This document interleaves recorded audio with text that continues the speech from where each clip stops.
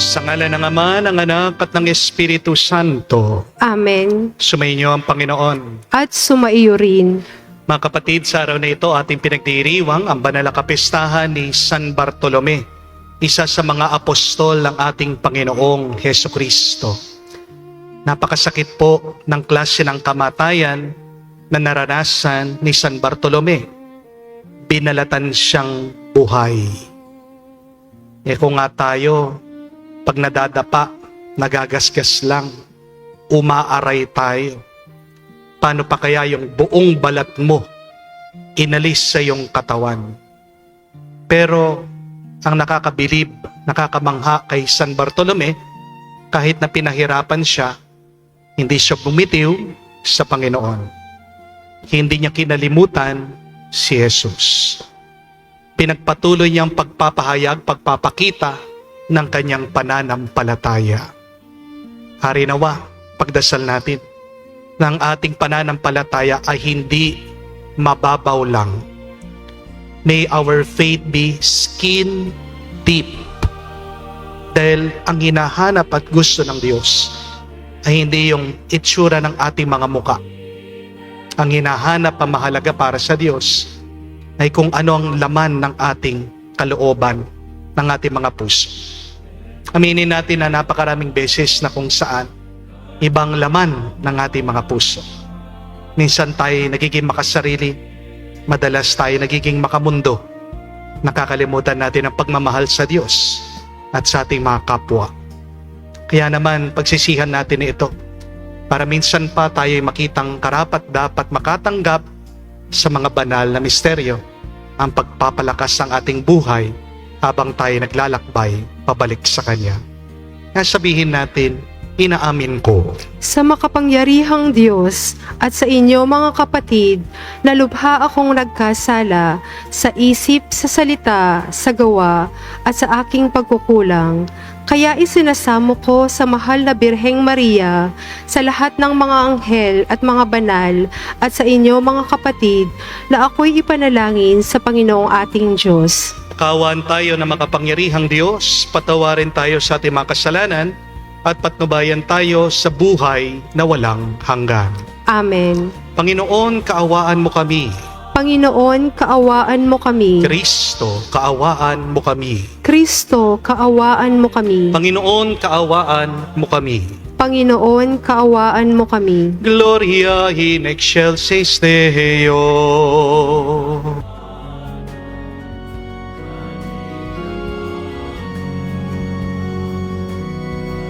Luwalhati sa Diyos sa kaitaasan,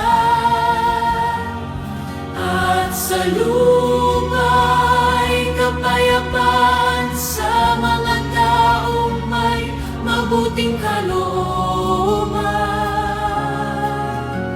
Pinupuri ka namin, dinaramal ka namin, sinasamba ka namin, niluluwalhati ka namin. Pinasasalamatan ka namin dahil sa dakila mong kaluwalhatian. Panginoong Diyos, Hari ng langit, Diyos amang makapangyarihan sa lahat. Panginoong Hesukristo, buktong laana. Panginoon Diyos,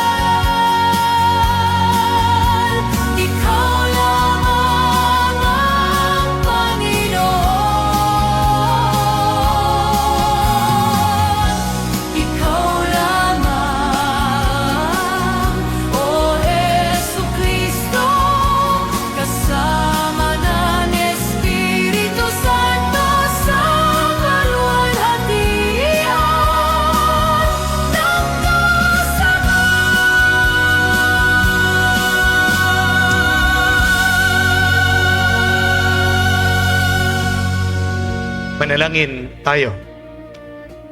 Ama naming makapangyarihan, gawin mong matibay ang aming pananampalataya na naugnay kay Apostol San Bartolome sa buklod ng hindi magdarayang pakipag-ugnayan ng apostol na ito sa iyong anak bilang tugon sa kanyang pagdalangin. Ang sambayanan mo naway maging pananda ng iyong pagliligtas sa lahat ng bansa sa pamagitan ni Jesucristo kasama ng Espiritu Santo magpa sa walang hanggan. Amen. Pagbasa mula sa aklat ng pahayag. Wika ng anghel sa akin, halika at ipakikita ko sa iyo ang babaeng makakaisang dibdib ng kordero. Nilukuban ako ng espiritu at inihatid ako ng anghel sa ibabaw ng isang napakataas na bundok. Ipinakita niya sa akin ang Jerusalem, ang banal ng lungsod na bumababa mula sa langit, buhat sa Diyos. Nagliliwanag ito dahil sa kaningningan ng Diyos. Kumikislap na gaya ng hiyas na haspeng sinlinaw ng kristal. Ang pader nito'y makapal at mataas na may 12 pinto. Bawat isa'y may bantay na anghel. Nakasulat sa mga pito ang pangalan ng 12 lipi ng Israel. 3 ang pinto ng bawat panig, 3 sa silangan, 3 sa timog, 3 sa hilaga, at 3 sa kanluran.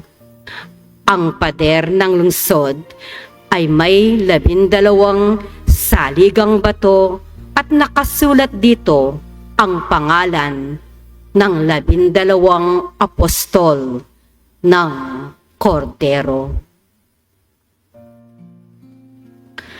Ang salita ng Diyos. Salamat sa Diyos. Talastas na mga tao, dakilang paghahari mo.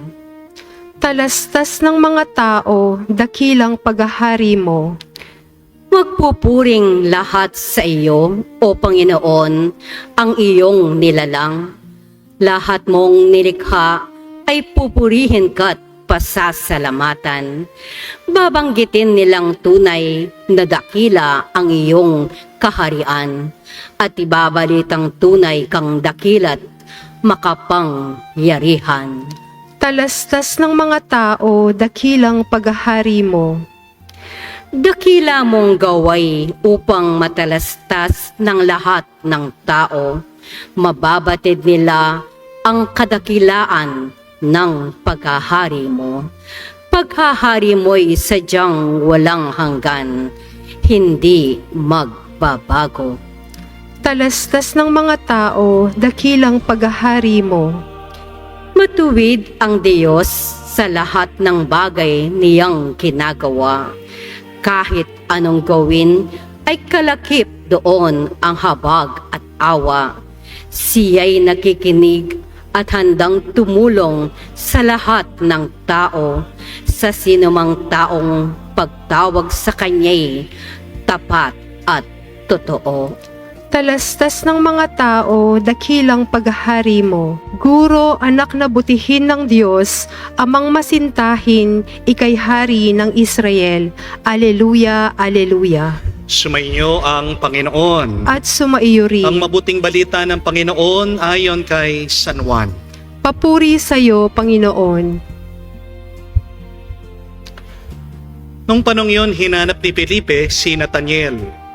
At sinabi rito, natagpuan namin si Jesus, ang taga Nazaret, ang anak ni Jose. Siyang tinutukoy ni Moises sa kanyang sinulat sa kautusan, at gayon din ng mga propeta. May magmumula bang mabuti sa Nazaret? Tinanong ni Nathaniel. Sumagot si Felipe, Halika't tignan mo. Nang malapit na si Nathaniel ay sinabi ni Jesus, masdan ninyo ang isang tunay na Israelita. Siya'y hindi mandaraya. Tinanong siya ni Nathaniel, paano niyo ako nakilala? Sumagot si Jesus, bago ka patawagin ni Felipe, nakita na kita nang ikaw ay nasa ilalim ng puno ng igos. Rabay, kayo po ang anak ng Diyos. Kayo ang hari ng Israel. Wika ni Nathaniel. Sinabi ni Jesus, nananampalataya ka ba? Dahil sa sinabi ko sa iyong nakita kita sa ilalim ng puno ng igos. Makakakita ka ng mga bagay na higit kesa rito. At sinabi niya sa lahat, tandaan niyo ito, makikita ninyong bukas ang langit at ang mga anghel ng Diyos ay manhik manaog sa kinaroroonan ng anak ng tao. Mga kapatid, ang mabuting balita ng ating Panginoon. Pinupuri ka namin, Panginoong Heso Kristo. Magandang araw po muli sa inyong lahat. Welcome po sa ating banal na misa. Baka meron pong mga ilan sa inyo, lalong-lalo ng ating mga kapatid na nasa ibang bansa, ang hindi po updated sa mga nangyayari dito sa Pilipinas. Pero, nung po mga nakalipas na Martes, marami po sa atin ang nagulat sa balita tungkol sa isang pamamaril ng isang estudyante sa paaralan po doon sa Zamboanga. Ang shooter ay isa pong high school student. Nagdala po siya ng 2 baril sa kanyang paaralan. At habang naka-livestream pa siya, pinaputukan po niya ang kanyang guro na walang kaalam-alam at dinamay po niya yung ibang kaklase niya. Hanggang bandang huli, binaril po niya o kinitil niya ang sarili niyang buhay. Nakakapangilabot po ang pangyayari. Nakakalungkot. Pero ang lalo pa pong gumugulo sa isip ng napakaraming tao ay bakit ginawa ito ng bata. Batay pa naman po sa impormasyon na kumakalat online, hindi naman po kilalang pasaway itong bata. Hindi po siya nilalarawan na troublemaker. Sa halip, sinasabi siyang honor student. Matalino siya. Kaya ang tanong po ng marami, bakit nagkaganito itong bata? Ano kaya nangyari sa loob ng bata? Bakit naisip niya na gumawa ng ganitong katakot-takot na kasalanan? At marahil, hindi po natin lubusan malalaman ang sagot. Pero meron pong isang aral na iniiwan ito sa atin. And I want you to remember this, my dear friends, that all of us have a silent battle inside. And you may never know what other people are going through. Minsan kasi ang nakikita lang natin ay yung grades. Pero hindi natin nakikita ay yung pressure kung paano nila kukuha yung grades. Ang nakikita lang natin ay yung achievements. Pero hindi natin nakikita yung anxiety ng mga bata. Ang nakikita lang natin ay yung ngiti. Pero hindi natin nakikita madalas yung nakatagong lungkot. Ang nakikita natin yung taong tahimik, pero hindi natin nakikita yung ingay na nangyayari sa loob ng kaisipan. Ang nakikita natin ay yung taong palagi nagpapatawa, pero hindi natin alam na siya pala ay umiiyak mag-isa. Nakikita natin madalas yung masayang pamilya sa social media, pero hindi natin alam yung totoong nangyayari kapag sarado ng pintuan sa mga tahanan nila. This is why, my dear friends, we are reminded, we are challenged to be extra kind to everybody. Because you do not know the silent battles, the silent challenges that someone is facing every day. Pero ang mabuting balita, kahit na hindi alam ng ibang tao, yung pinagdadaanan mo, alam yan ng Diyos. Alam ng Panginoon ang tunay na pinagdadaanan mo sa buhay. Maaaring hindi alam ng ibang tao ang laban mo, pero palaging alam yan ng Diyos. Batid niya. Maaaring hindi alam ng ibang tao ang luha mo, pero nakikita niya. Maaaring hindi naiintindihan ng ibang tao yung katahimikan mo, pero naiintindihan palagi niya. At yan po mismo ang narinig natin kay Jesus sa Ebanghelyo. Sabi po ni Jesus kay Nathaniel, ito po ay si San Bartolome. Bago ka pa tinawag ni Felipe, nakita na kita sa ilalim ng puno ng igos. Parang sinasabi ni Jesus kay San Bartolome, hindi mo kailangan magpaliwanag sa akin. Kasi nakikita kita, kilala kita, alam ko ang pinagdaraanan mo. Kaya nga po mga kapatid, hindi mo kailangan ma-pressure sa buhay. Hindi mo kailangan mapagod sa pagpapanggap. Pwede kang maging totoo sa harapan ng Diyos. Wala ka naman may itatago sa Kanya. At tanggap ka Niya, maging sino ka pa. Kaya huwag kang mag-alala, hindi ka husga ng Diyos. Ang paghuhusga ay sa katapusan ng ating buhay. Kung ikaw ay binuhay ng Diyos, ibig sabihin binibigyan ka Niya ng panibagong pagkakataon, panibagong chance. Become better today than yesterday. Amen? And if you want to become better today than yesterday, what should you do? Be true to God. Accept His word. Follow Him every day. Allow God to love you because God's love will transform you. Walang ibang makakapagbago sa iyo na para sa mabuti kung hindi ang pag-ibig at pagmamahal ng Diyos. Amen? Ang problema kasi sa atin, kaya napapagod tayo, kaya nabibigatan tayo ay dahil mas pinipili nating magpanggap kaysa sa magpakatotoo. Di po ba? But again, I have to remind you, yung pagpapakatotoo ay hindi po pagiging masama. Kasi yung iba ang idea nila. Pag nagpapakatotoo ka, dapat ipakita mo yung worst mo. That's not true. Your true self is your good self. Amen? Your true self is your loving self. Your true self is the self that reflects God. Amen? Pero tanggapin natin o hindi. Minsan, marunong tayong ngumiti kahit na tayo nasasaktan. Marunong tayong magsabi na, okay lang ako, kahit sa totoo, hindi naman talaga. Marunong tayong magmukhang matatag, na sa totoo naman, pagod na tayo. At lalo na po ngayon, dahil sa social media, sanay na sanay tayo dun sa edited version ng ating buhay. Para masabi ng iba, wow, para mainggit ang iba sa atin. Kaya nga, kapag hindi maganda yung picture, anong ginagawa? Dinidelete. Kapag madilim, binabrighten. Kapag pangit, ini-AI. Dati Photoshop lang, di po ba? Kapag hindi maganda yung background, pinapalitan. Kapag perfect na, kapag maganda na, yan lang ipopost natin. Napakarami sa atin ng ganyan. May filter ang ating mga muka. Kaya nga anong ginagawa din ng mga iba? Hindi nakukontento sa filter, nagpaparitoke. Unang-una na dyan, sa kilay. Kilay is life. Di po ba? Alam ko po, bakit natin ginagawa ang lahat ng ito? Bakit tayo nagpapaganda? Para matanggap tayo ng ibang tao. Di po ba? Pero mga kapatid, di po ba ang pinakamahalaga sa buhay na ito ay yung matanggap ka ng Diyos?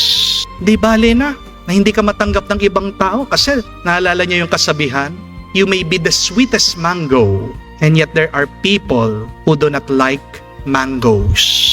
Tamis-tamis mo na nga eh. Pero sadyang ganyan, meron talaga mga tao, ayaw nilang matamis. Ang gusto nila, maasim. Amen? Pero ang Diyos, iba siya. Huwag nating ihahambing ang Diyos sa mga tao. Hindi kailangan ng Diyos ng filter.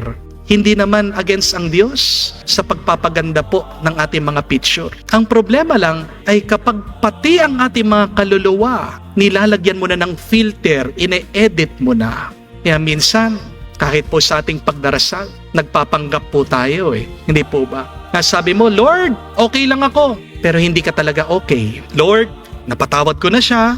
Pero kapag nakikita mo, yung nang-away sa'yo, nanggigigil ka pa rin, umiinit pa rin ang ulo mo. Di po ba? Nasabi mo, Lord, nagtitiwala ako sa'yo. I trust you.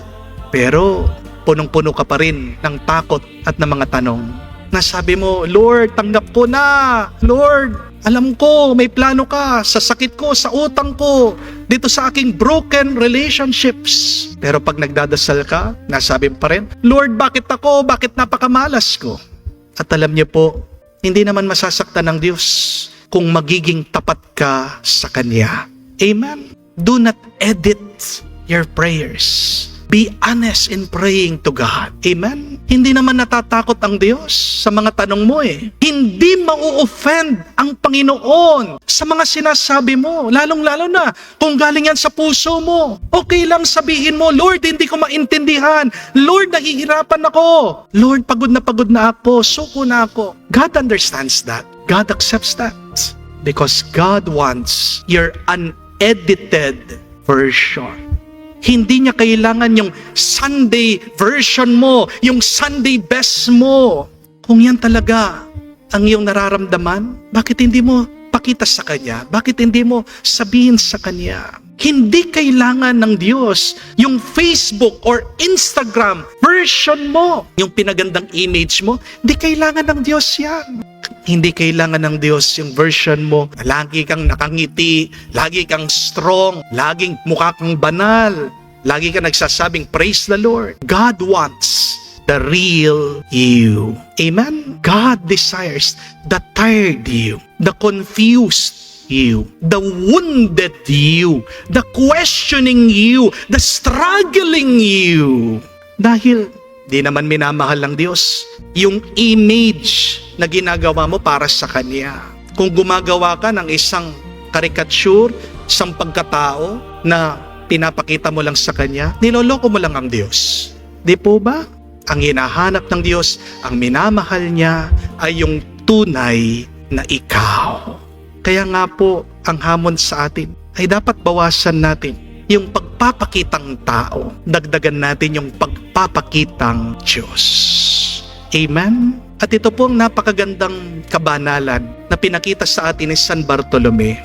Si San Bartolome, hindi po siya nagpanggap na naniwala siya agad kay Jesus. May pagdududa siya. Sinabi niya yung pagdududa niya sa ating Panginoong Jesucristo. May tanong din po si San Bartolome. Hindi niya tinago yung kanyang tanong. Meron po siyang bias, meron siyang prejudice, at lumabas yung kanyang bias sa kanyang bibig.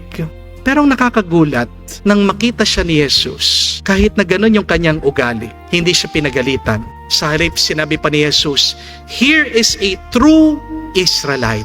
There is no duplicity in him." Hindi mandaraya ang taong yan. Para bang sinasabi ni Jesus, oo, ang taong yan may pagdududa. Pero totoo siya sa kanyang nararamdaman, sa kanyang pagdududa. At napakagandang aral po nito para sa atin. Remember this. God prefers your honest doubt rather than your dishonest faith. I will repeat that. God prefers your honest doubt over your dishonest faith. Mas gusto ng Diyos yung totoong lungkot mo, pagod mo, kaysa doon sa peking ngiti mo. Mas gusto ng Diyos yung pagbibigay mo, kahit na 2 piso lang yan. Kaysa doon sa nagbibigay ka ng libo-libo, milyon-milyon, galing naman po sa nakaw, di po ba? Mas gusto ng Diyos na sabihin mo yung totoo. Seselos ka, naiinggit ka, nahihirapan ka, na lumalaban sa tukso, natatakot ka, naguguluhan ka. Because when you finally tell God the truth about yourself, it is there that healing begins. Tandaan niyo po, hindi ka magagamot ng doktor kung hindi mo ipapakita saan masakit sa iyong katawan. Di po ba? Hindi malilinis ang sugat kung lagi mo yan tinatakpan. Hindi mahihilom ng Diyos ang bahagi ng puso mo na ayaw mong buksan sa Kanya. Kaya tandaan niyo po mga kapatid, God cannot transform the person you are pretending to be. Ang nais niya ay yung baguhin niya yung tunay na ikaw. Kaya isa po sa pinakamagandang dasal ay hindi po yung dasal na mahaba. Hindi po kailangan ng Diyos yung maraming salita pag tayo'y nananalangin. Alam niyo, pinakamagandang dasal ay yung totoong dasal. Minsan yung tahimik na dasal kung present ka lang sa Diyos. Minsan sapat na sa Diyos yung umupo ka lang sa harapan ng altar niya, sa harapan ng krus niya at sabihin mo, Panginoon, ito po ako. Wala pong filter, wala pong edition, wala pong maskara, wala pong pagpapanggap. At doon mo mararanasan ang isang napakalaking kalayaan at kapayapaan.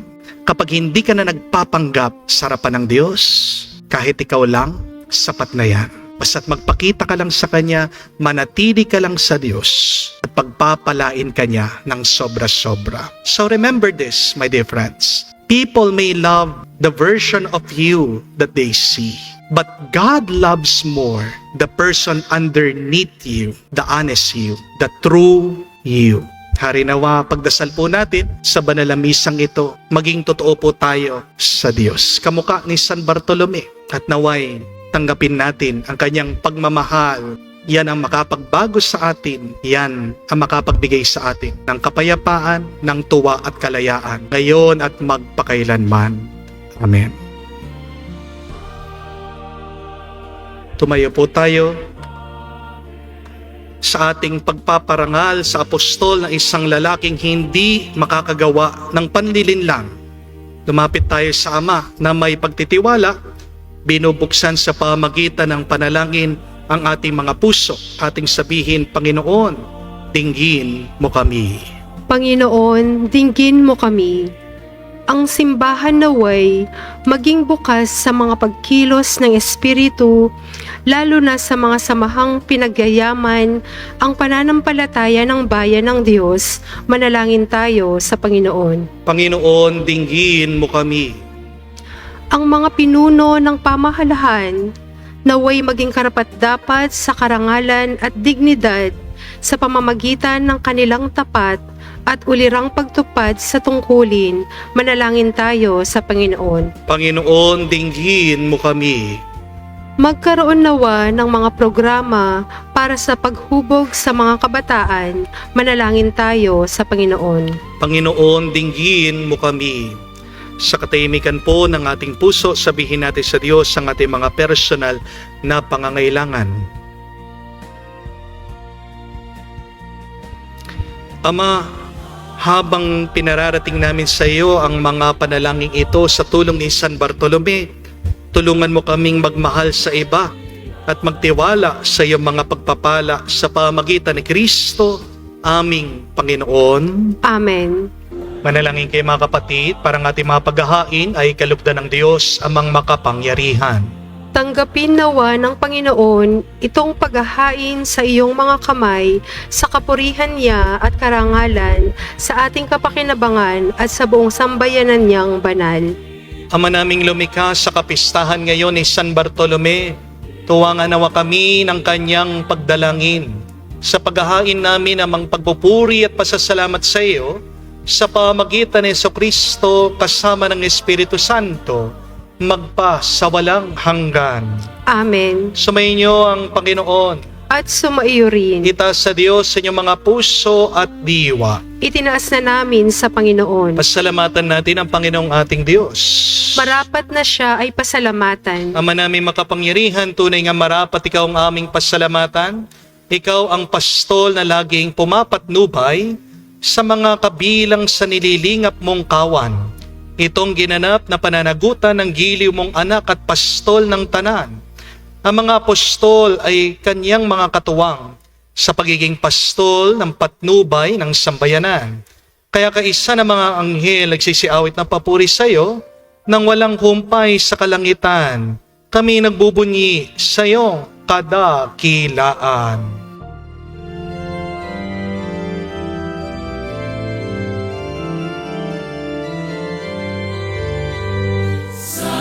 Santo, Santo, Panginoong Diyos ng mga hukbo, napupuno ang langit at lupa ng kadakilan mo. Hosana, Hosana, sa kainasan, pinagpalang na paririto sa ngalan ng Panginoon. Hosana, Hosana, sa kainasan. Hosana, Hosana, sa kainasan.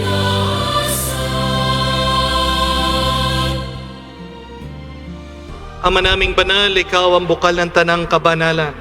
Kaya't sa pamagitan ng iyong Espiritu, gawin mong banal ang mga kaloob na ito upang para sa amin maging katawan at dugo ng aming Panginoong Jesucristo. Bago niya pinagtiis ang kusang loob na maging handog, Hinawakan niyang tinapay, pinasalamatan kanya. Pinaghati-hati niya iyon, inabot sa kanyang mga alagad at sinabi, "Tanggapin ninyong lahat ito at kanin. Ito ang aking katawan na ihahandog para sa inyo."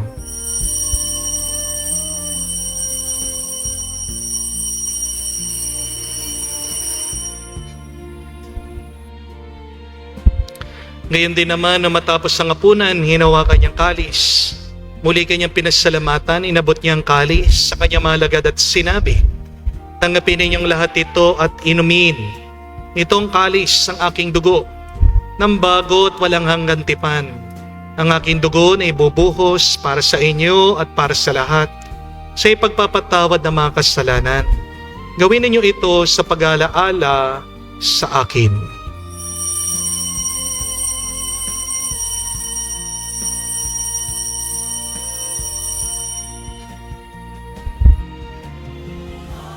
Ang misteryo ng pananampalataya.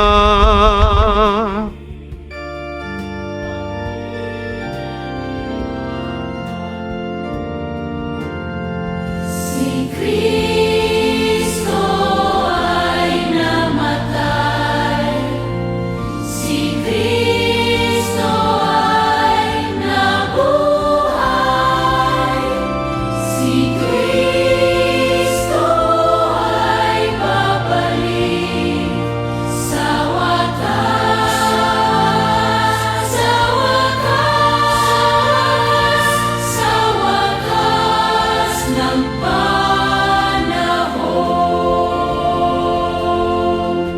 Ang mga ginagawa namin ngayon na pag-aalaala sa pagkamatay muling pagkabuhay ng iyong anak. Kaya tinialay namin sa iyong tinapay nagbibigay buhay at ang kalis na nagkakaloob ng kaligtasan. Kami nagpapasalamat dahil kami yung minarapat na tumayo sa harap mo para maglingkod sa iyo. Sinasamo namin kami magsalo-salo sa katawan at dugo ni Kristo ay mabuklod sa pagkakaisa sa pamagitan ng Espiritu Santo. Amalingapin mong iyong simbahan, laganap sa buong daigdig. Puspusin mo kami sa pag-ibig. Kay San Leon, ang aming Santo Papa, si Florentino, aming Arsobispo, at ng Tanang Kaparian. Alalahanin mo rin ang aming mga kapatid na nahimlay. May pag-asang sila'y muling mabubuhay. Gayon din naman lahat ng mga pumanaw. Kawan mo't sila't patuloyin sa iyong kaliwanagan. Kawan mo't pagindapatin kaming lahat, makasalo sa iyong buhay na walang wakas. Kaisa na mahal na Birhen Maria, Ina ng Diyos. Kaisa ni San Jose, ang kanyang malwalhating esposo. Kaisa ng mga apostol, si San Bartolome at lahat ng mga banal na namuhay dito sa daigdig na kalugod-lugod sa iyo. May pagdiwang nawa namin ang pagpupuri sa ikararangal mo sa pamagitan ng iyong anak aming Panginoong Jesucristo. Sa pamamagitan ni Kristo, kasama niya at sa Kanya, lahat ng parangal at papuri ay sa iyo, Diyos Ama, makapangyarihan, kasama ng Espiritu Santo, magpasawalang hanggan.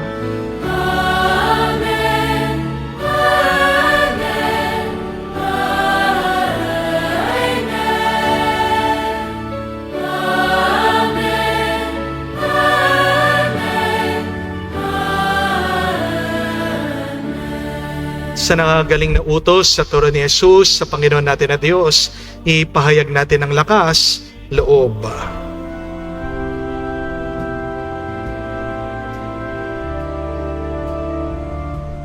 Ama namin, sumasalangit ka, sambahin ang ngalan mo, mapasa amin ang kaharian mo, sundin ang loob mo dito sa lupa para nang sa langit. Bigyan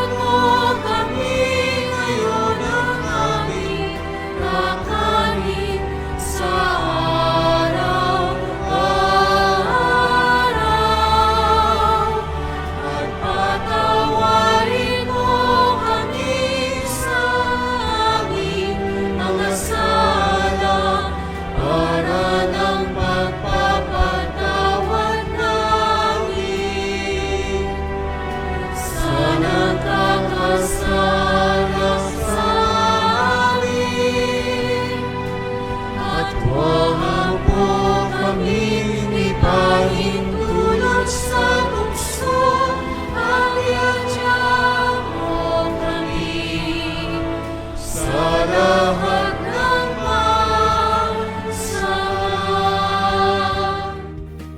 Hinihiling namin kami adya sa lahat ng masama, pagkalooban ng kapayapaan araw-araw, iligtas sa kasalanan, ilayo sa lahat ng kapahamakan. Samantalang aming pinanabikan ang dakilang araw ng pagpapahayag ng tagapagligtas naming si Hesu Kristo.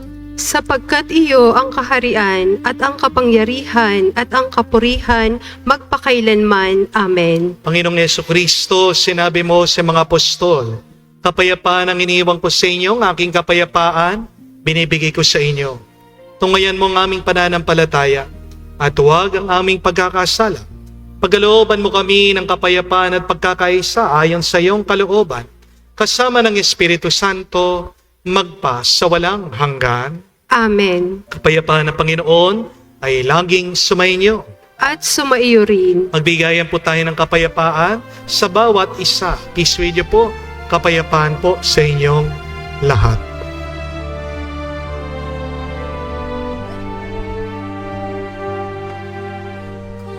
Kordero ng Diyos na nag-aalis ng mga kasalanan ng sanlibutan, maawa ka sa amin. Maawa ka sa amin. Kordero ng Diyos na nag-aalis ng mga kasalanan ng sanlibutan, maawa ka sa amin. Maawa ka sa amin. Kordero ng Diyos na nag-aalis ng mga kasalanan ng sanlibutan, ipagkaloob mo sa amin ang kapayapaan.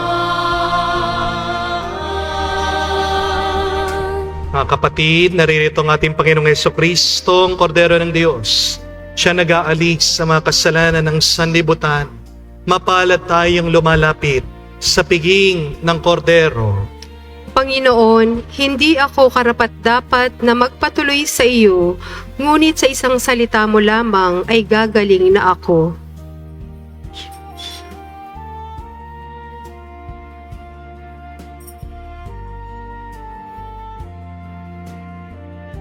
Manalangin tayo. Ama namin mapagmahal, kaming nakinabang sa haing nagbibigay buhay sa paggunita namin sa apostol si San Bartolome. Ngayong kapistahan niya aming pinagsaluhan ang haing nagbibigay buhay. Sa paglingod namin at pagtanaw ng utang na loob, kami naway makarating sa paroroon ng ligayang lubos. Sa pamagitan ni Jesucristo, kasama ng Espiritu Santo, magpa sa walang hanggan. Amen. Ang ninanais po ng Diyos ay ang maging totoo tayo sa Kanya. Pero aminin man natin o hindi, marami sa atin nagpapanggap, ayaw na magpakatotoo. Bakit? Kasi minsan naranasan natin na sinabi natin ang totoong nasa loobin natin. Hindi tayo tinanggap ng iba. Yan ang mahirap na katotohanan. Kung sino yung nagpapakatotoo, silang tinatanggihan, silang tinataboy, silang pinag-uusapan, silang binababa, silang sinisiraan ng iba. Di po ba? Kaya nga ang iba mas pinipiling magpanggap, maging fake para matanggap lang ng iba. Kaya nga ang hamon sa atin ay, oo, magpakatotoo ka, Pero sana naman, maging mabait ka din. Tandaan natin na hindi natin alam ang pinagdadaanan ng ibang tao. Maaaring nakikita mo masaya sila, pero may mabigat pala silang pinagdadaanan. Maaaring nakikita mo masayang isang tao, pero nalulungkot pala siya, umiiyak siya. Kaya, let us be extra kind to other people. Ang hamon ng Diyos, bawasan natin yung pagpapakitang tao. Dagdagan natin ang pagpapakita sa Diyos. Dahil sa Diyos, doon mo mararanasan ang kapayapaan, ang kaginhawahan. Mabigat din po sa muka yung maraming makeup, di po ba? Di po mga babae, alam niyo po yan. Ganyan din sa puso ng tao. Pag maraming makeup, maraming filter, maraming pagpapanggap, nakakapagod din yan. Kaya nga palagi kang bumalik sa Diyos. Show your true self, your unedited self. You will be free. At huwag kang matakot kasi mas gusto ng Diyos kahit na meron kang pagdududa kung totoo naman yan. God would love your honest doubt than your dishonest faith. Amen? Dasal tayo kay San Bartolome. Naway tulungan niya tayo palagi lumapit sa Diyos, sa Kanya ka unang-unang maging totoo. At pagkatapos mong ipakita sa Kanya, sumunod ka sa Kanya. Dahil ituturo niya kung ano dapat ang gawin mo sa iyong buhay. Hindi ka magkakamali kung susunod ka sa Diyos. At kapag sumunod ka sa Kanya, makakaranas ka higit sa iyong naiisip, higit sa iyong mga balak, higit sa iyong mga panaginip. As the Lord promises, you will see more than this. Sumainyo ang Panginoon. At sumaiyo rin. At kayo basbasan ng Diyos, makapangyarihan sa lahat. Sa ngalan ng Ama, ng Anak, ng Espiritu Santo. Amen. Ang ating misa ay natapos na. Humayo kayo sa kapayapaan ni Kristo. Salamat sa Diyos.